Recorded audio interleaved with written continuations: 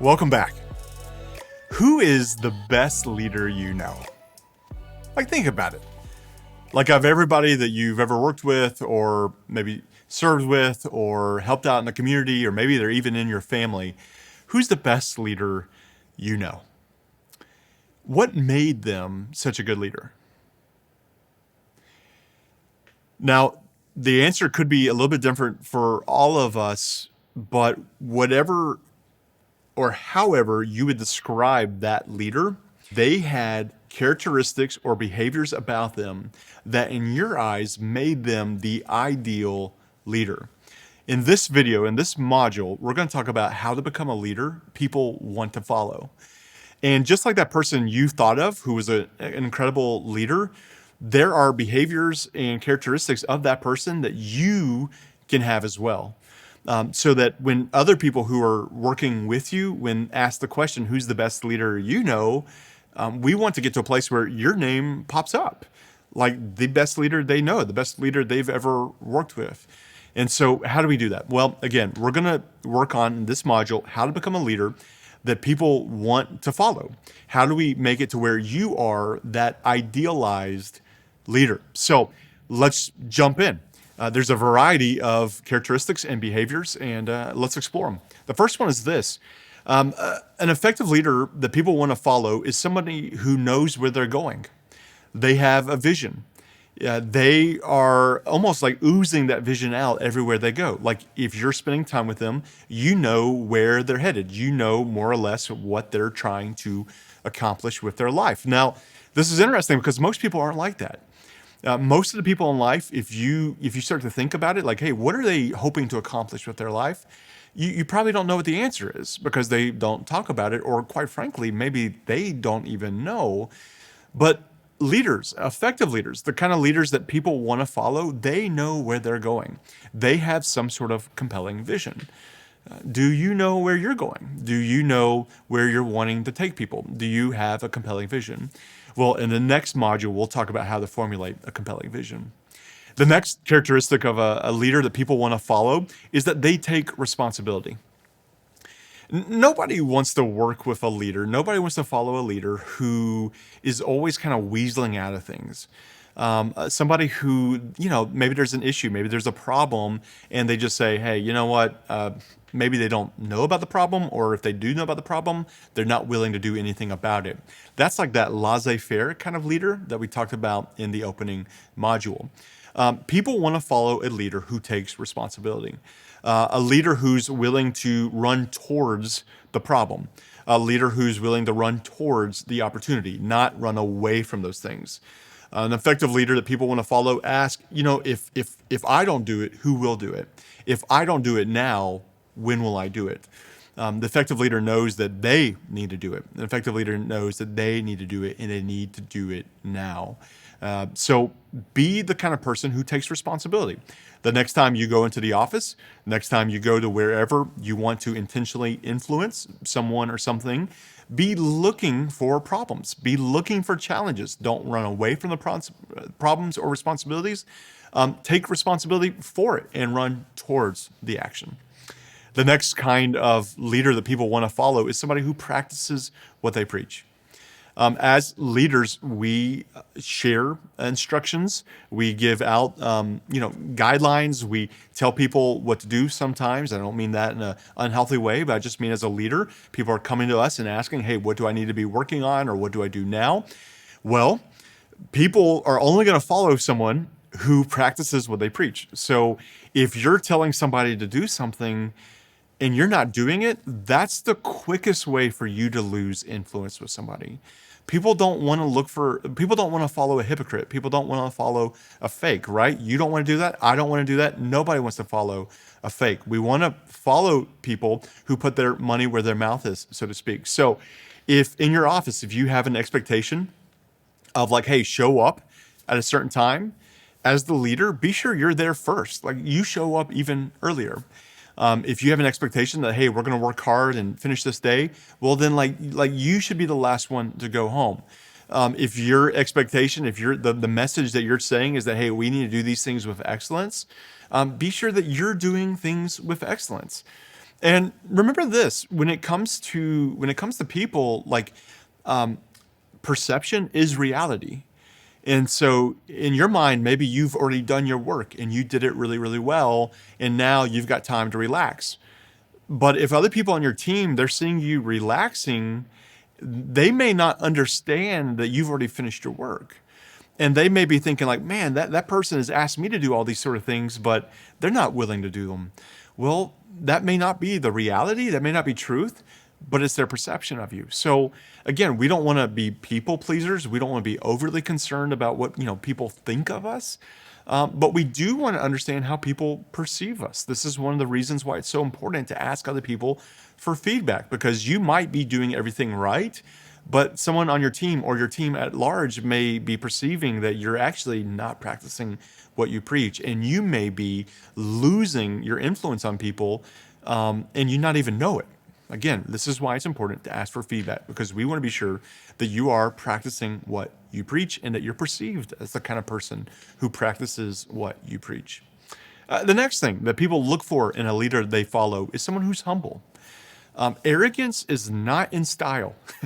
Nobody wants to surround themselves with an arrogant person. Nobody wants to give their life working with somebody who's arrogant or boastful or prideful. People want to work with people who are humble.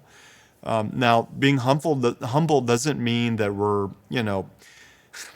enlarging our weaknesses.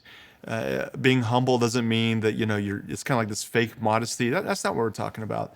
When we're talking about a leader who's humble, like, they really do think of others as better than themselves. They really do care about others more than they even care about themselves. They want to help people. They are in a position of leadership, and in some teams, leaders take advantage of that, and they're looking for the perks that come with being a leader. But a humble leader isn't. A humble leader is not asking, "Hey, how can I be comfortable? How can I be convenienced?" A humble leader is asking, "Hey, how can I serve my community? How can I serve my team? How can I lift them up?" So be humble. You need to ask yourself, like, am I a prideful leader, or am I a humble leader? Where could I become more humble? Instead of always snatching what's best, or instead of always taking the best resources for me, instead of always taking, the best office, the best computers, the best whatever, like, how can I share those things with my team? Next, people want to follow a leader who shares the credit. Yeah, if you're the leader of the team, or you're increasing in your leadership on a team, people don't want to think like they're giving their life like just to make your dreams come true, right? Like, this isn't just about you as the leader. Share the credit.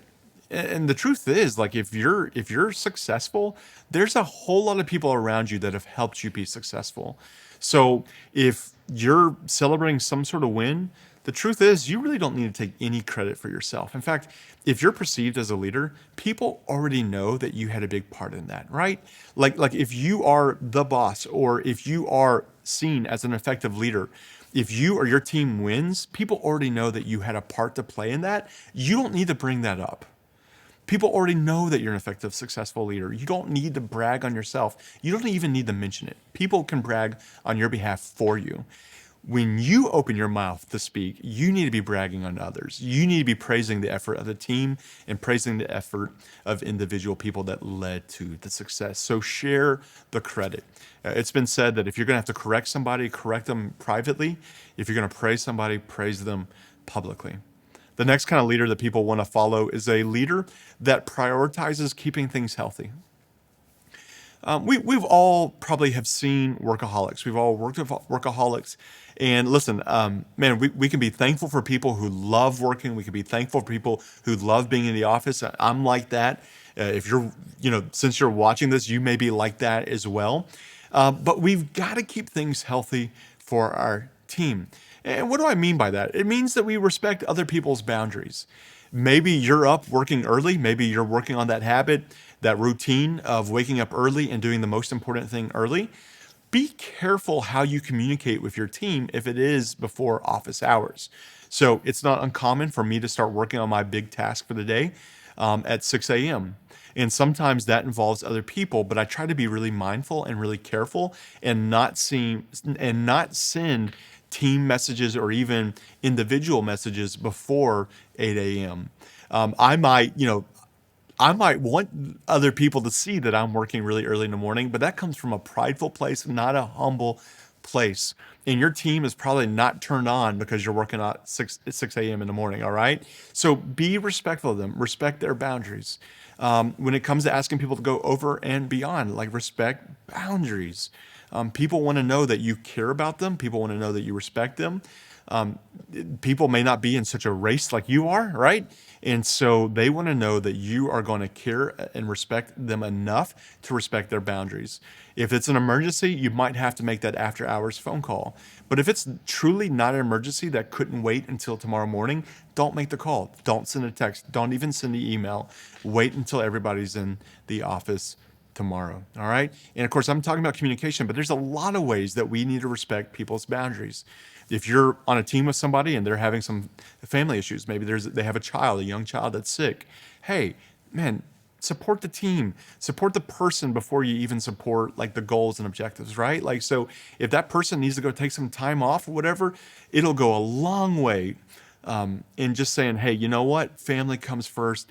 Go take care of whoever you need to take care of, get healthy, and then come back and let's do this thing right. The next thing I want to say is that people want to follow a leader who listens. As a leader, you're probably getting lots and lots of feedback. And in fact, you may be getting so much feedback. And again, I'm not talking about like how to become a better leader feedback. I'm just talking about like information throughout the day. It's easy to hear people, but not really listen to people. And if you're going to be an effective leader, you've got to get to a place where you truly listen. And maybe you're worn out, maybe you're tired, maybe you've got a lot of other really important projects you're working on. But when you're talking to somebody on your team, when you're talking to somebody that you know that you work with or go to school with or serve in the community with, and they're telling you something, hey, put the phone down, put the computer down, and give them your undivided attention and truly listen to them. That'll go a long way in you becoming the leader that they want to follow. If they're taking the time to share something with you, they're expecting really for you to take the time to listen and to take action on the thing that they're sharing with you. People follow a leader who apologizes when they mess up. One of the tricky things about being a leader is that you're expected to perform consistently. So for you to do the right things day in and day out. And the truth is, all of us as leaders, we're human. We're going to mess up. We're going to mess up a lot. And when you mess up as a leader, though, you can't just chalk it up as like, well, I'm a human. People will understand. They may not. They may not understand. So as a leader, what you need to do is when you mess up, when you don't live according to one of your own values, when you get caught or, when you just kind of mess up, not practicing what you preached, you need to own up to that and you need to confess and you need to apologize and you need to make it right. So if somebody comes to you and says like, hey, when you said that to me, man, I just felt like you were telling me to do something that you were not willing to do yourself. Well, if that's true, you need to apologize to him and say, thank you for bringing this to my attention. I want to make this right. So be the kind of leader who has enough humility, who has even enough self-confidence that they're not insecure and they're not trying to cover up their mistakes. Instead, they're apologizing when they mess up. And then as I just mentioned, another kind of leader that people want to follow is somebody who's consistent. Again, when we're not consistent, we need to apologize. But we need to make every effort to be consistent. Think back to the opening video where we talked about a transactional leader. The best kind of leaders, transformational leaders, are those who take what we do as transactional leaders and we add on top of that the 4 principles of a transformational leader. Well, as a transactional leader, which is a healthy thing, we when people do this, we give them that, and when people do this, we give them this. And there's expectations that are clear, and we carry out on that what is expected of us, and we're consistent. So, if you're a highly inconsistent individual, that is going to negatively impact your ability to lead other people. And here's what it looks like. You may think yourself like you're a really creative leader, and that means sometimes you don't always follow through and sometimes you're not consistent. Well, the way that's being perceived by your team is that you're aloof or you're being perceived that you really don't care, or you're being perceived that you feel like, your time and your value, the things that you value are more important than that of the team. And so you may be making excuses for yourself, saying that hey, I may not be consistent, but I am these things. Well, what your team is seeing is just somebody who's just not doing a good job. We've got to be consistent as leaders. And when we mess up, we apologize for it. The final thing I want us to look at as a leader that people want to follow is a leader who is constantly evaluating and improving the team.